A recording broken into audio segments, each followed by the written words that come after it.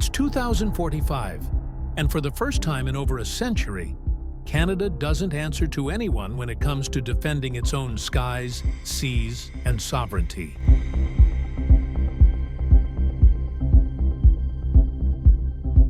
This is the story of how Canada, quiet, polite, maple syrup-loving Canada, transformed itself from a military middleweight into a sovereign force of the future.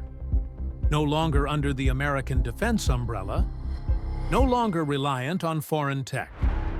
This is the making of Canadian military independence. And it all started with a few wake-up calls.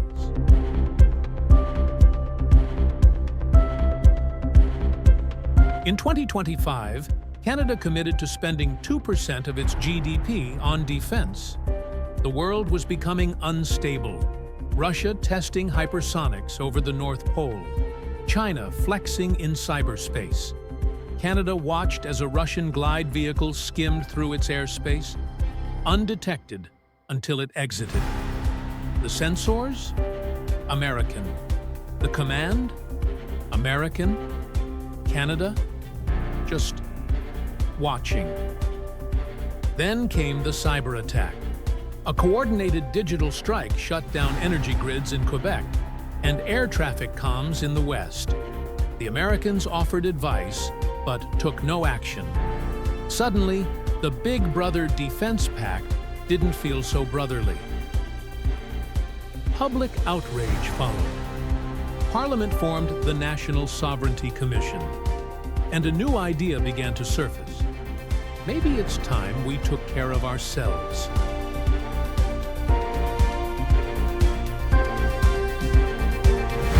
With the 2% budget in motion, things moved fast. Canadian shipyards launched the Arctic-class destroyers, ships hardened for ice warfare, equipped with drone integration and railgun potential.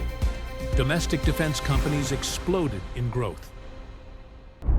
AuroraNet, Canada's independent satellite and drone surveillance network, launched into orbit.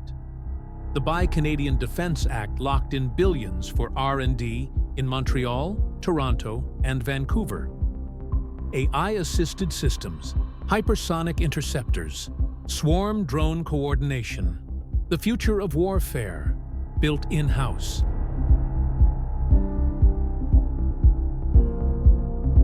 By 2033, Canada made its boldest move yet. It withdrew from NORAD. Critics screamed, allies blinked. But Ottawa unveiled something new. Northern Sky Command. Fully Canadian, fully Arctic-focused. The Maple Fang, Canada's first hypersonic interceptor, launched over Nunavut. And it worked. The RCIA, Royal Canadian Intelligence Agency, broke from the Five Eyes, establishing our own threat assessment and digital espionage frameworks. For the first time in modern history, Canada wasn't just protecting its interests, it was planning its own moves.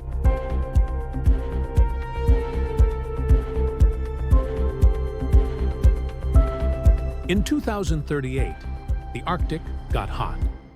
As the ice retreated, new shipping lanes opened, and so did opportunities for conflict. A near collision between a Russian submarine and Canadian patrol ship sparked global headlines.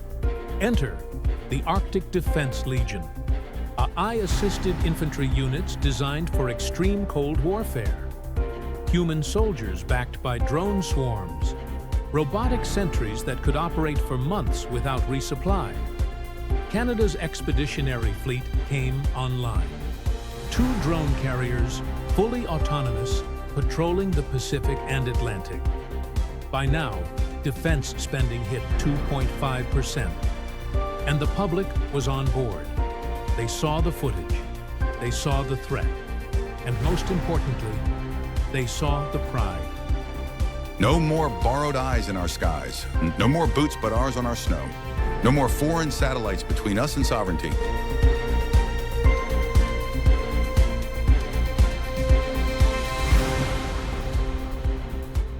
In 2043, The Black Ice submarine slipped beneath Arctic waters, powered by a Canadian-built reactor, guided by Canadian-made sonar, and commanded by a sovereign force.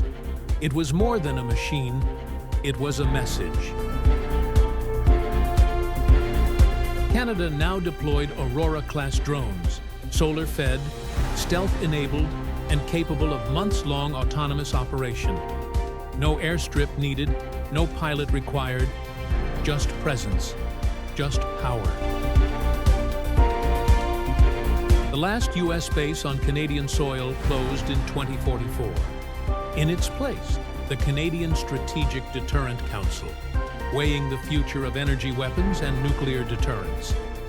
Not because we need to threaten, but because no one should threaten us. In 2045, Canada stands sovereign, not to dominate, not to conquer, but to protect what's ours, with strength, pride, and no apologies.